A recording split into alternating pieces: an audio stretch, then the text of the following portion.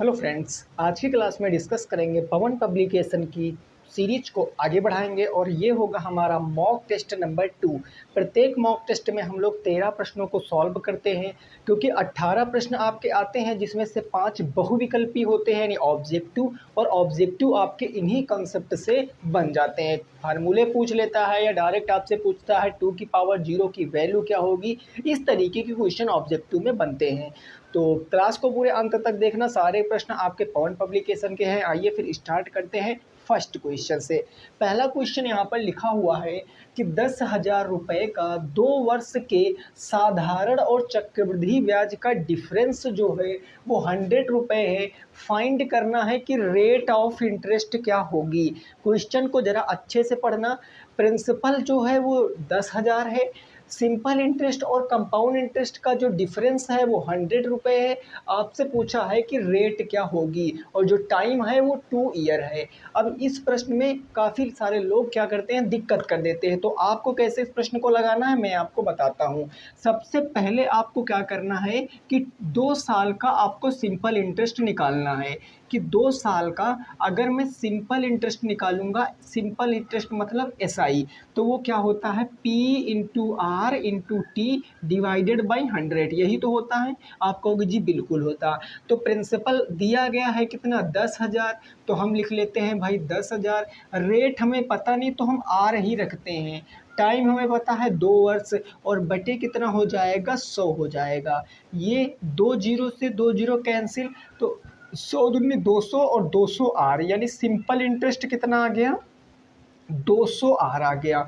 मैं 2 साल का अगर सिंपल इंटरेस्ट पूछूंगा तो क्या बताओगे, 200 आर है। अब 2 साल का हम क्या निकालते हैं, कंपाउंड इंटरेस्ट निकालते हैं। तो हम फर्दर इंफॉर्मेशन यहाँ पर लिखेंगे कि 2 साल का जब हम कंपाउंड इंटरेस्ट निकालेंगे, 2 साल का सीआई निकालेंगे। तो सीआई कैसे निकलता है आपको पता है कि सीआई बराबर ए बराबर पी 1 प्लस के आर बटे 100 की पावर क्या हो जाता, टी। लेकिन एक बात याद रखना है, यह अमाउंट का फार्मूला होता, मिश्र धन का। लास्ट में प्रिंसिपल माइनस करेंगे तो हमें पता चलेगा कि एक्चुअल में कंपाउंड इंटरेस्ट है क्या। तो प्रिंसिपल के स्थान पर प्रिंसिपल रखो भाई, कितना हो जाएगा, 10,000 रुपये हो जाएगा। 1 प्लस रेट हमें पता नहीं है तो आर ही रहेगा, और ये हो जाएगा 100। इसकी पावर टाइम कितना हो जाएगा, 2 ईयर हो जाएगा। अब आगे जब मैं इसको सॉल्व करूंगा तो ये हो जाएगा 10,000 और इंटू 100, एक कम 100 और 100 प्लस आर, तो ये क्या हो जाएगा, 100 प्लस में आर, और इसका भी क्या हो जाएगा बटे, क्योंकि पावर 2 है तो 2 बार लिख लेंगे, यानी 100 और प्लस क्या हो जाएगा आर, और इसके भी बटे क्या हो जाएगा, 100 हो जाएगा, है ना। पावर 2 था, 2 बार लिख लिया। अब देखो 1 2 3 4 और 1 2 3 और 4 जीरो कट गए, तो ये आया अल्टीमेटली कितना, अगर कंपाउंड इंटरेस्ट की बात करेंगे तो वो आया है मेरे दोस्त 100 प्लस के आर, 100 प्लस के आर इंटू 100 प्लस के आर, तो हम कहेंगे 100 प्लस आर और 100 प्लस में आर, यही तो आया है। देखो 100 plus r into 100 plus r, लेकिन प्रिंसिपल हमें माइनस करना है, वो कितना है, 10,000 रुपये। तो प्रिंसिपल माइनस करेंगे कितना हो जाएगा, 10,000। अब यहाँ से ये हमारा क्या आ जाएगा, कंपाउंड इंटरेस्ट आ जाएगा। ये क्या आ गया, कंपाउंड इंटरेस्ट। लेकिन हमें डिफरेंस दिया गया है साधारण ब्याज और चक्रवृद्धि ब्याज का, तो हम लिखेंगे कि अंतर जो हमें गिवन है, जो अंतर गिवन है वो कितना गिवन है, 100 रुपये। ये 100 रुपये अंतर है, तो अंतर हम 100 रुपये कैसे निकालेंगे भाई, देखो 100 प्लस में आर, ये तो ये हो गया, और दूसरा हो जाएगा 100 प्लस में आर और माइनस में हो जाएगा 10,000, ये कंपाउंड इंटरेस्ट है। अब माइनस कर देंगे सिंपल इंटरेस्ट, कितना, 200 आर, ये 200 आर माइनस, और यही किसके बराबर होगा, 100 के बराबर होगा। भाई देखो ये इतना यहाँ तक क्या था, चक्रवृद्धि ब्याज, माइनस कर दिया साधारण ब्याज, बराबर आ गया अंतर के। अब इसको आपको सॉल्व करना है भाई। 100 प्लस आर, 100 प्लस आर, तो मैं क्या कह सकता हूँ, 100 प्लस आर का होल स्क्वायर। आप कहोगे जी बिल्कुल कह सकते हैं। और माइनस के कितना हो जाएगा, ये माइनस का 1,000, 10,000 उधर जाएगा प्लस में, और इधर बचा माइनस के 200 आर, यानी ये 10,000 में 100 जुड़ जाएगा, 10,000 जाएगा उधर 100 जुड़ जाएगा, तो 10,100 हो जाएगा। ठीक है ना। अब इसको सॉल्व करो, यानी ये सबसे पहले आएगा 100 का स्क्वायर, 100 का स्क्वायर डायरेक्ट मैं कह सकता हूँ 10,000 आ जाएगा, है ना, A square plus B square आर का स्क्वायर, A square plus B square plus 2ab, 2 into 100 और इंटू क्या हो जाएगा आर, 2a और b, तो 2a और b हो गया बराबर माइनस के हो जाएगा 200r, और इसके बराबर कितना बचा 10 और 100 बच गया। अब आप देखो 10,000 प्लस में क्या जाएगा, 10,000 प्लस में आर स्क्वायर और प्लस में 100 दूनी 200 और ये 200r, ये 200r माइनस में हो जाएगा 200r बराबर के हो जाएगा 10,100। अब प्लस और माइनस ये तो कैंसिल, और ये प्लस में उधर जाएगा तो किस में होगा, माइनस में होगा। तो मेरे दोस्त आप कहोगे कि r square is equal to 10 उसके बाद 100 माइनस में हो जाएगा आपका 10,000। तो आप आगे तो जानते हो कि आर स्क्वायर बराबर बचेगा 100, इसमें से घट जाएगा तो अल्टीमेटली आर की वैल्यू क्या आएगी, स्क्वायर जाएगा तो रूट में 100 और रूट 100 का मतलब 10%, ये 10% आंसर आएगा। 10% इस क्वेश्चन का क्या होगा, सही जवाब होगा, 10% will be the right answer. अब देखो ये क्वेश्चन बिल्कुल सेकेंडों का क्वेश्चन था।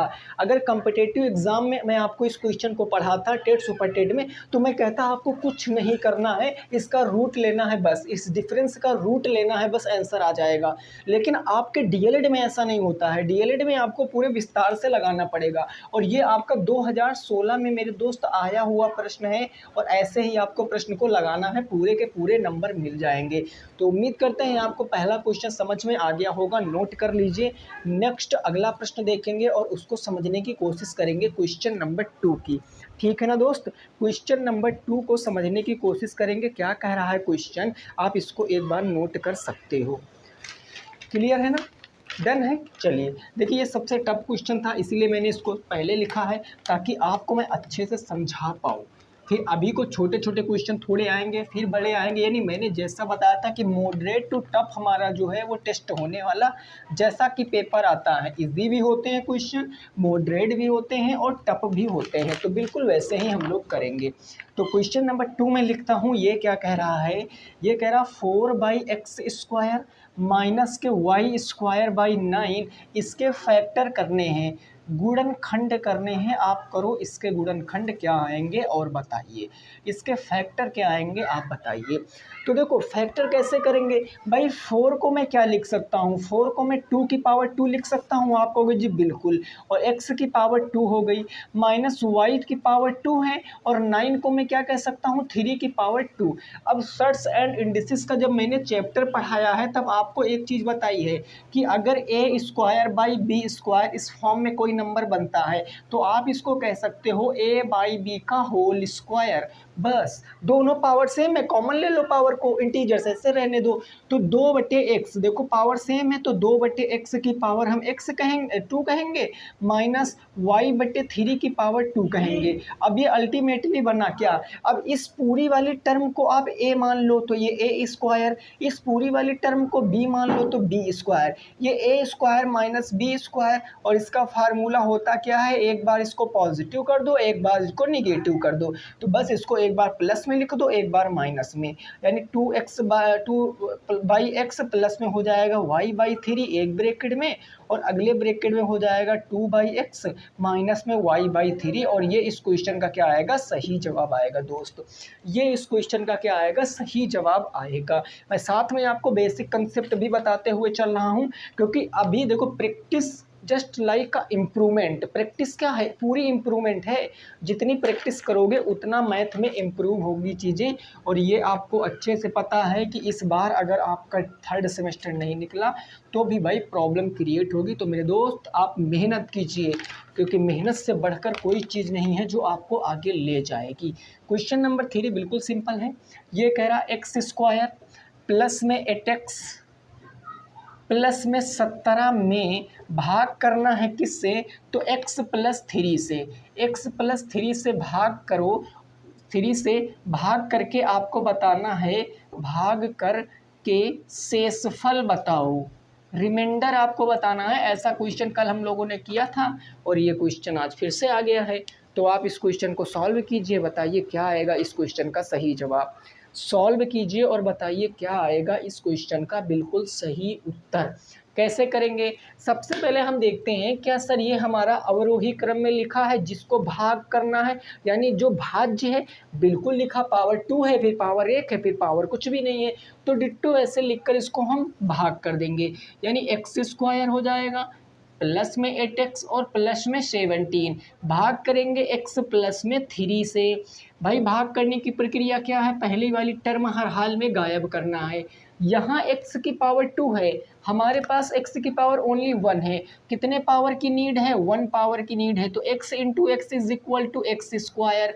अब इसी x का 3 से कराएंगे तो प्लस में क्या हो जाएगा, 3x हो जाएगा, सिंबल को चेंज करेंगे, प्लस माइनस ये तो खत्म हो जाएगा, 8x minus 3x is equal to 5x, और प्लस के क्या बचा मेरे मित्र, तो 17 बच गया। ठीक है, अब देखो x है, हमें 5x लाना है, तो कितने टाइम्स जाएगा, 5 टाइम्स चला जाएगा, तो ये 5 इंटू एक्स बराबर 5x, 5 इंटू 3 बराबर 5, 3 जा 15, ये माइनस, तो ये देखो खत्म हो गया, 17 में से 15 जाएगा तो 2। अब इसके आगे चर है यहाँ और यहाँ चर है नहीं, तो यही शेषफल बन जाएगा, ये इस क्वेश्चन का राइट आंसर हो जाएगा। रिमाइंडर कितना आ जाएगा, 2 आ जाएगा।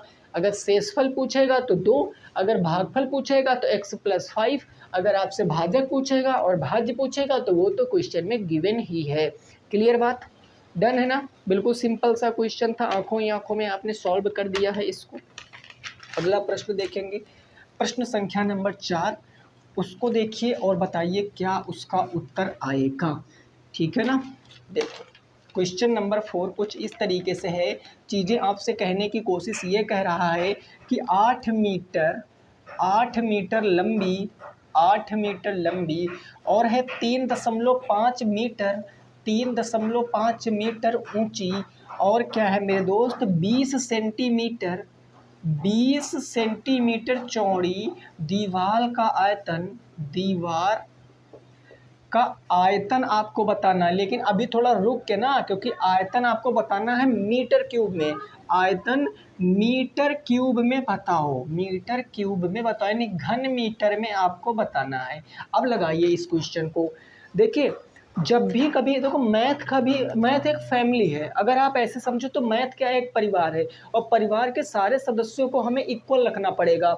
अब ये लंबाई मीटर में है, ऊंचाई मीटर में है, लेकिन जो चौड़ाई है वो सेंटीमीटर में है, तो इन तीनों को हम क्या करेंगे, इक्वल करेंगे। बिल्कुल कर सकते हैं सर, कैसे, तो भाई देखो लेंथ हम लिख लेते हैं सर, हो गया मेरा 8 मीटर ऑलरेडी गिवन है, ब्रेथ हमें पता है कितना है, 3.5 मीटर है, ये ब्रेथ सॉरी हाइट, ये हाइट है 3.5 मीटर, बट जैसे मैं ब्रेथ पर जाऊंगा तो ब्रेथ हमें दिया गया 20 सेंटीमीटर, सेंटीमीटर को मीटर में बदलने के लिए 100 से भाग करेंगे, 20 से कम 20, 20 पंचे 100, यानी कितना आएगा, 1/5 मीटर आ जाएगा। अब चूंकि ये 3 डायमेंशन है, लंबाई चौड़ाई और ऊंचाई, और लंबाई चौड़ाई ऊंचाई किस में होती है, तो आप कहोगे सर क्यूबाइड में होती है, घनाभ में, यानी जो दीवार है कैसी होगी, घनाभ के आकार की होगी, और घनाभ का आयतन ही क्या होगा, दीवार का आयतन होगा। तो हम अच्छी तरीके से जानते हैं कि जो दीवार का आयतन है वो कितना हो जाएगा, लंबाई गुणे चौड़ाई गुणे ऊंचाई। ठीक है ना, लेंथ रखेंगे कितनी है, तो लेंथ रखेंगे 8 मीटर है, 8 हो गया, ब्रेथ कितनी है भाई 1/5, तो 1/5 हो गया, हाइट कितनी है 3.5, तो 3.5 हो गया।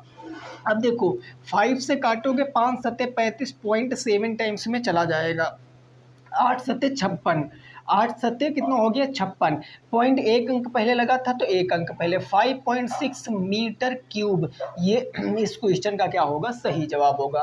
5.6 घन मीटर इस क्वेश्चन का क्या आएगा, बिल्कुल यूनिवर्सल आंसर आ जाएगा, जिसको हम नकार नहीं सकते हैं। ठीक है ना, तो 5.6 metre cube will be the right answer. Next move करेंगे अगले प्रश्न पर।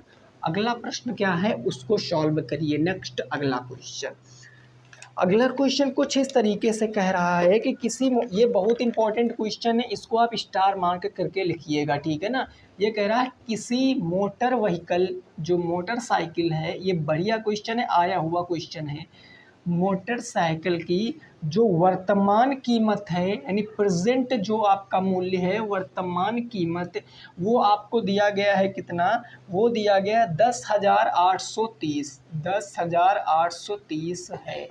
उसमें कह रहा है यदि मूल्य 5% अवमूलन, यदि मूल्य 5% अवमूल्यन दर से घट रहा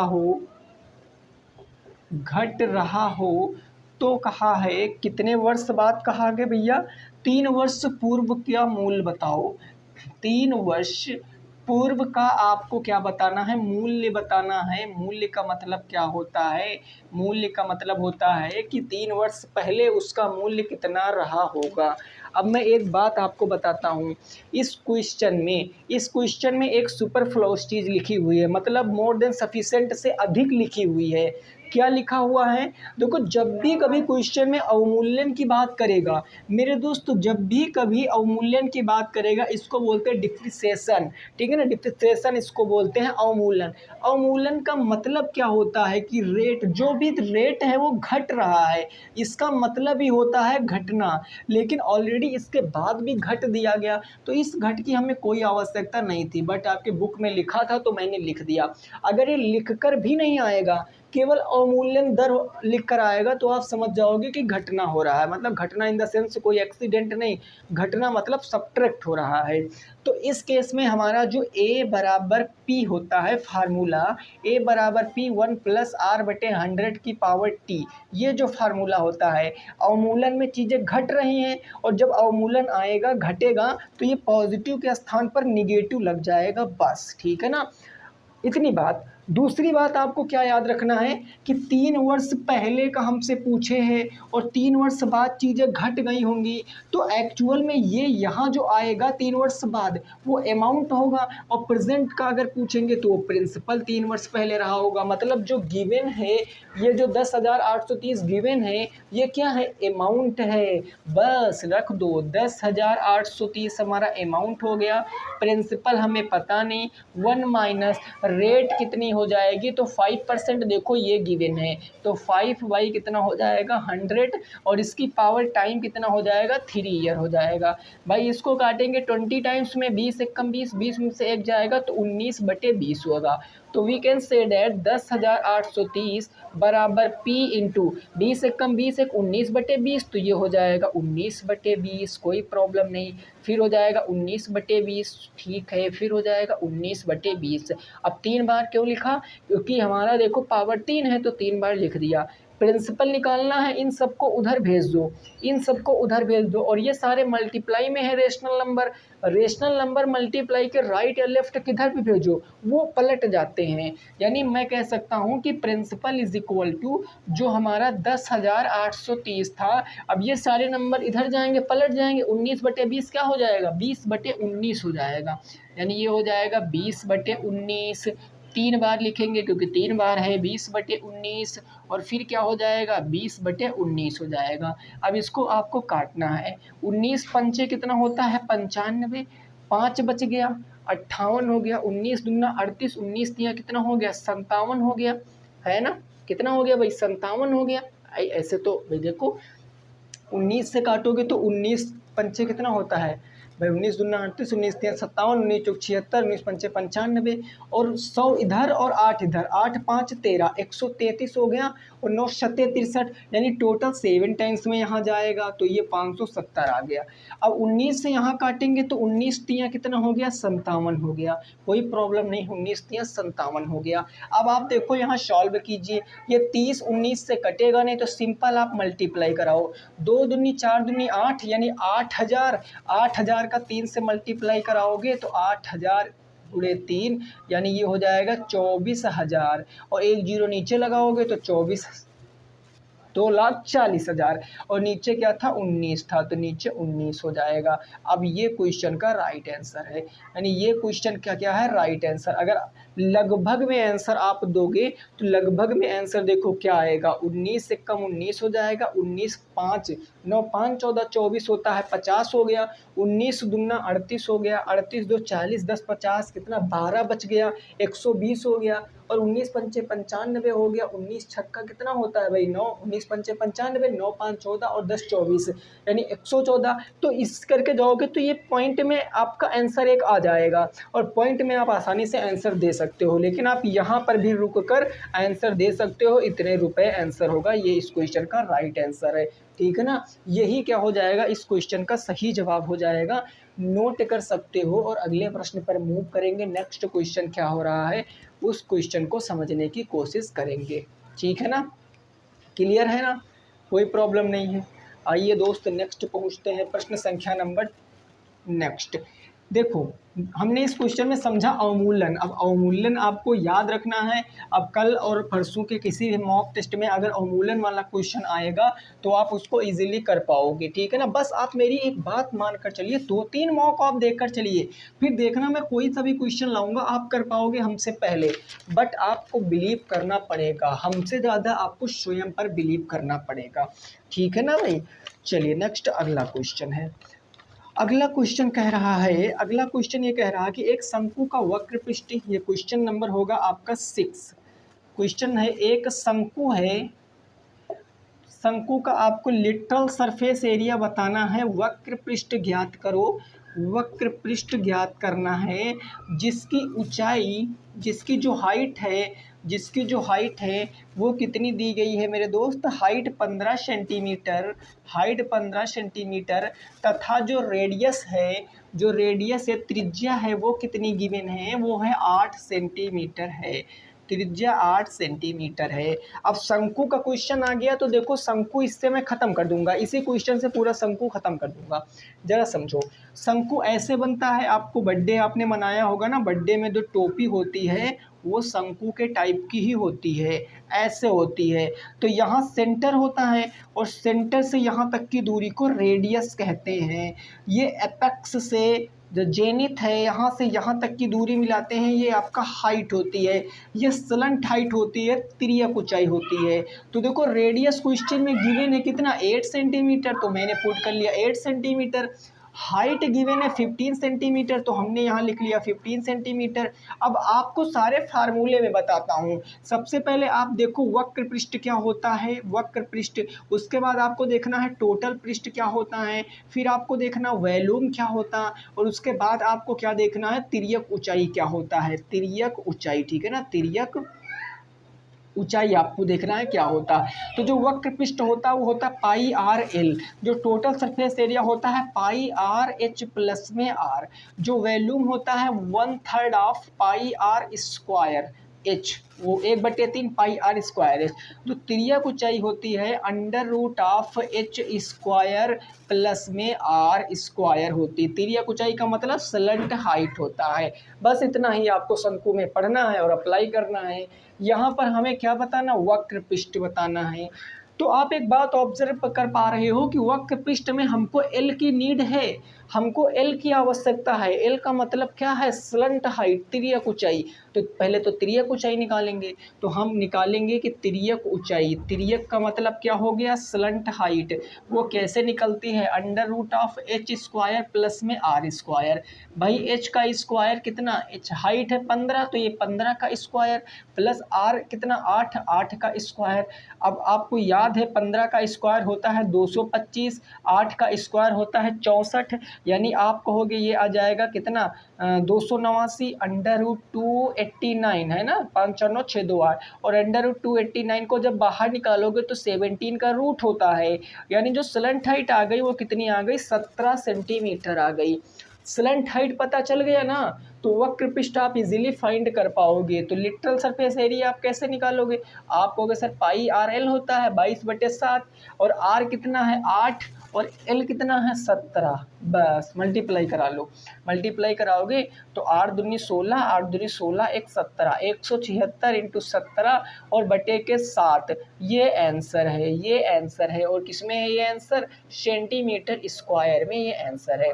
तो आंसर कितना आएगा? 176 इंटू 7 बटे 17। मल्टीप्लाई तो ही करा ही सकते हो, 17 छक्का 102 है ना। अगर आप एग्जैक्ट मल्टीप्लाई करा के ही लिखोगे तो 17 छक्का 102 के 2 हासिल आ गया 10, 17 सत्ते 119, 119 में 10 जोड़ोगे 129, 129 में 9 तो 12 आ गया, 17 कम 17, 10 27, 28 29, यानी 2992 बटे 7। और इसको आप पॉइंट में भी कर सकते हो, ये भी आंसर बिल्कुल करेक्ट है। पॉइंट में करिए ना करिए आपकी इच्छा पर डिपेंड करता है कि आप पॉइंट में करते हो चीज़ों को या नहीं करते हो, बट मैंने आपको चीज़ों को बता दिया है। ठीक है ना दोस्त, क्लियर है?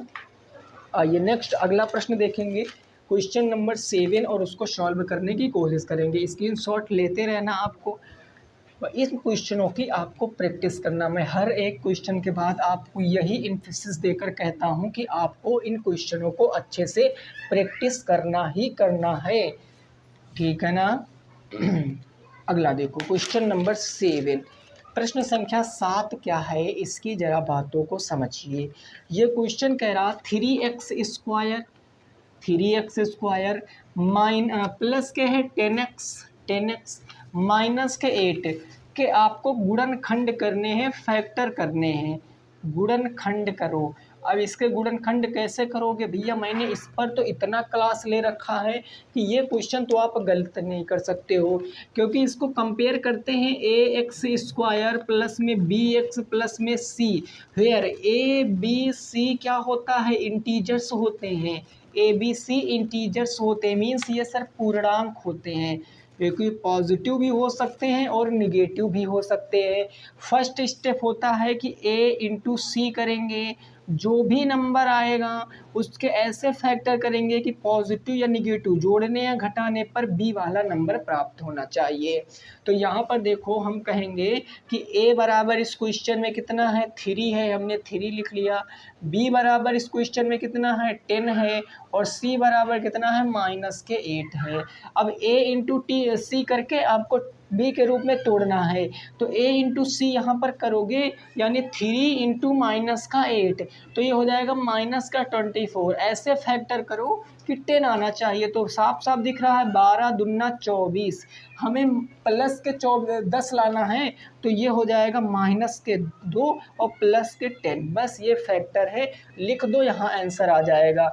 यानी मैं कह सकता हूँ 3x स्क्वायर और 10x को मैं क्या लिख सकता हूँ? प्लस के 12x माइनस के 2x माइनस का 8।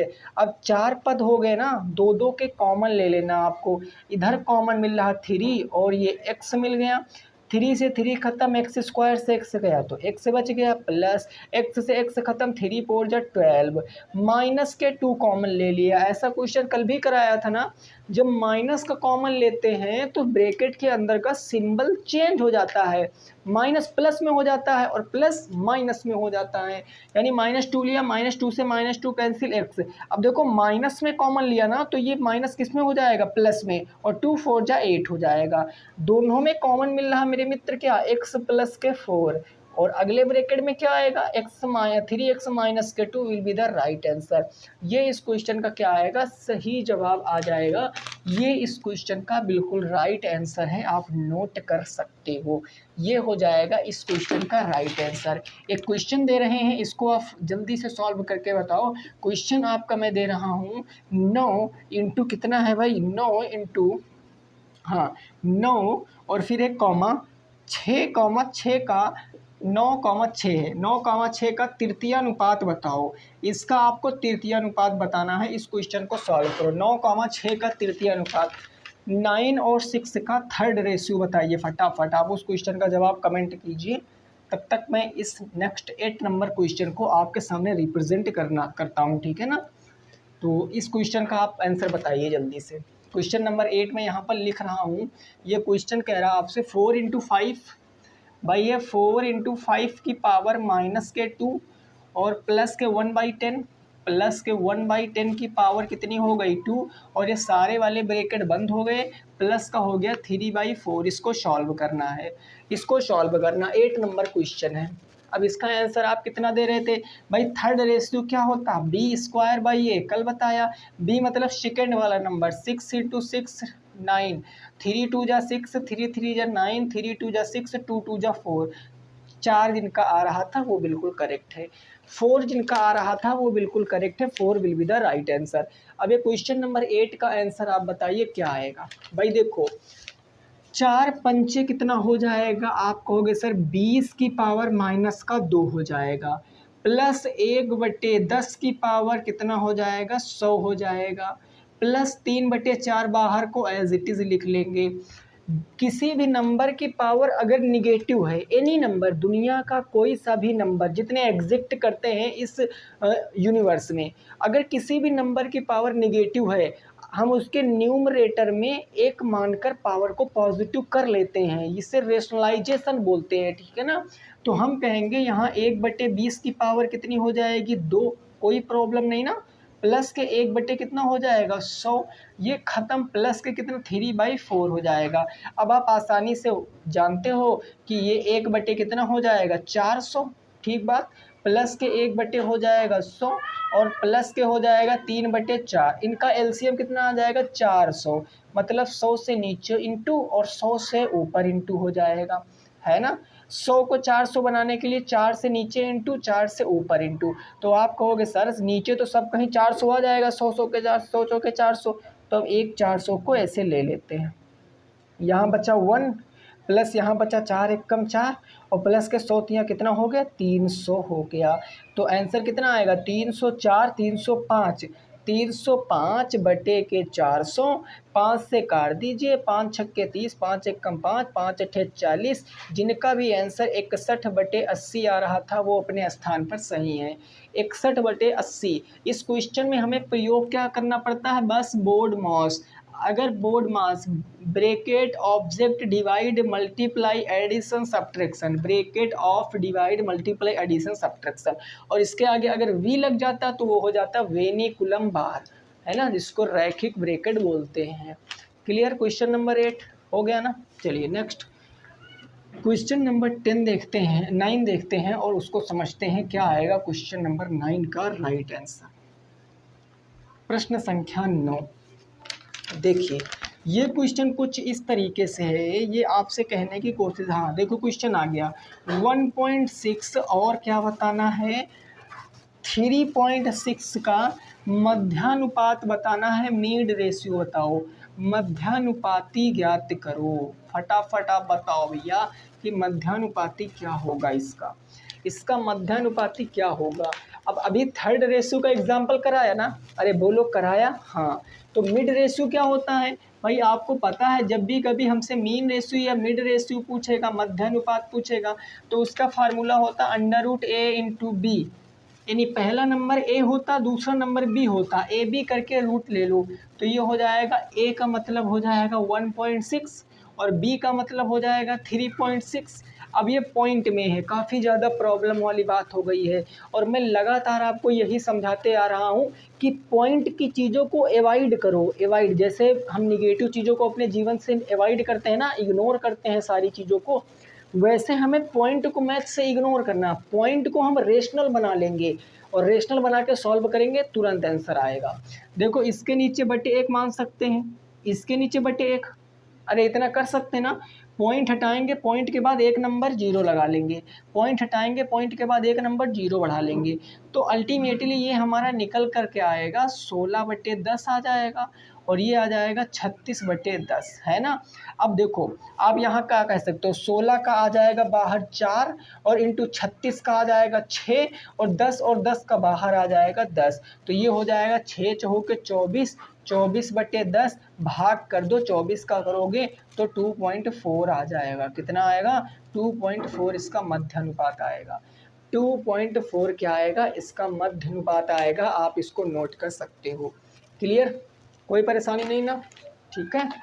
आइए नेक्स्ट क्वेश्चन नंबर 10 देखते हैं, क्या कह रहा है क्वेश्चन, उसको समझने की कोशिश करते हैं। क्वेश्चन नंबर 10, सिक्कों वाला क्वेश्चन है, तो मैं लैंग्वेज लिखता हूँ, उस लैंग्वेज तब तक एक एग्जाम्पल आपके सामने दे रहा हूँ और आप इसका आंसर बताओ, ठीक है ना। एग्जाम्पल मैं दे रहा हूँ मैंने एग्जाम्पल दिया कि log 4 का मान बताओ, log 4 का मान, ये एग्जाम्पल है। तब तक मैं क्वेश्चन लिख रहा हूँ 10 नंबर। क्वेश्चन कह रहा है, हाँ, 1 रुपये 50 पैसे और 25 पैसे के सिक्कों का अनुपात, 25 पैसे के जो रेशियो है सिक्कों का, कॉइन्स का, जो सिक्कों का अनुपात है वो कितना दिया गया है, वो दिया गया 2:3:4, 2:3:4 है। यदि कुल मूल्य 450 हो, इफ़ टोटल प्राइस जो है वो कितना है 450 रुपये है, तो आपसे पूछा है 25 पैसे के सिक्कों की संख्या, 25 पैसे के सिक्कों की संख्या क्या होगा। ये आसान क्वेश्चन है, 2017 का आपका पूछा गया क्वेश्चन है, ठीक है ना, 2017 का। 25 पैसे के सिक्कों का अनुपात 1 रुपये के सिक्कों का अनुपात है 2:3:4। यदि टोटल रुपए जो हैं वो 450 हैं, तो आपसे पूछा what is the number of coins, किसके, 25 पैसे के, ठीक है।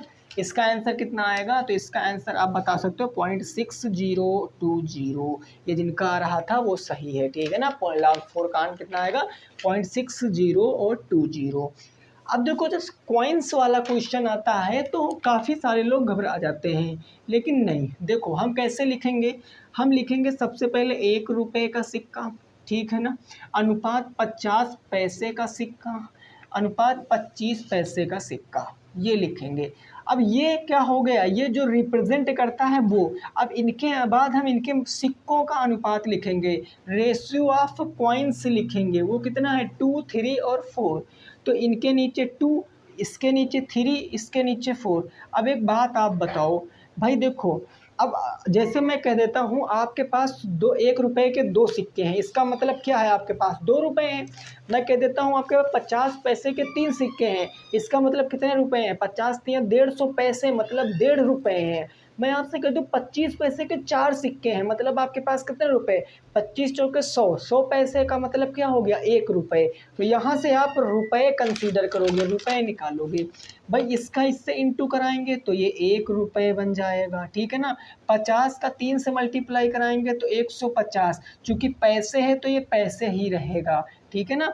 25 का 4 से इंटू कराएंगे, 25 चौके 100, चूँकि पैसे हैं तो ये पैसे ही रहेगा। अब आपको पता है कि 100 पैसे 1 रुपये में होते हैं, तो ये हम इसको 1 रुपये कहेंगे, और इसको क्या मैं 1.5 रुपये कह सकता हूँ, और इसको मैं क्या 1 रुपये कह सकता हूँ। आप कहोगे जी बिल्कुल। तो देखो टोटल रुपए कितने आए हैं, टोटल रुपए 1, 2 और 3, भाई 1, 2 और 3, 3.5 आके, सॉरी ये 2 है ना, ये 2 है, 2 एकम 2, ये 2 होगा, 2 होगा, 2 एकम 2, 2, 3 और 4, 4.5 हो गया भाई, 4.5। लेकिन क्वेश्चन में कितना दिया गया है 450 दिया गया, तो बस पॉइंट हटाओ, जीरो बढ़ाओ, 1 बराबर निकालो, तो 45 जाएगा, भाग कर देगा, 45 एकम 45, 1 बराबर कितना आ गया 100 के आ गया। अब आपसे कुछ भी पूछ ले, मान लिया 25 पैसे के सिक्कों की संख्या पूछता, तो सिक्कों का अनुपात यही ना है, अरे बोलो यही तो है। तो 100 इंटू 4 करोगे, 100 इंटू 4 यानी 25 पैसे के सिक्के कितने थे, 400 सिक्के थे, यानी 400 कॉइन्स इस क्वेश्चन का राइट आंसर होगा।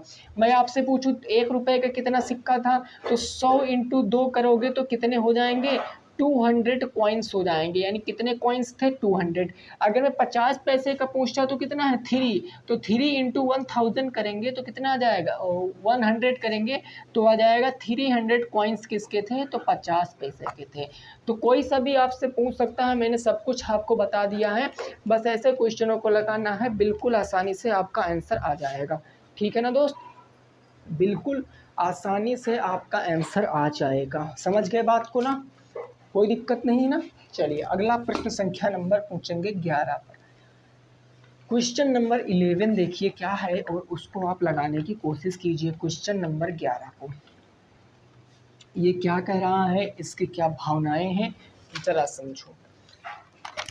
ये आपसे ये कहना चाह रहा है, हाँ, ये आपसे कह रहा है मेरे दोस्त, क्या कह रहा, log 16 का मान ज्ञात कीजिए।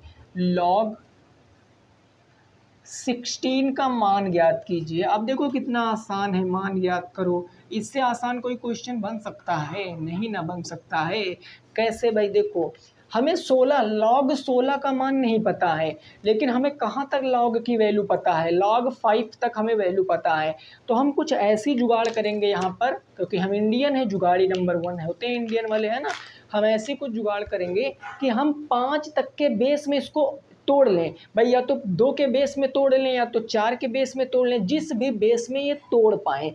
तो हम 16 को 2 बेसों में तोड़ सकते हैं। एक तो 4 का मैं स्क्वायर कह सकता हूँ, दूसरी चीज़ मैं इसको 2 की पावर 4 कह सकता हूँ। तो कोई भी तरीका आप लगा लो भाई, मैं इसको 2 की पावर 4 के रूप में लगाऊंगा।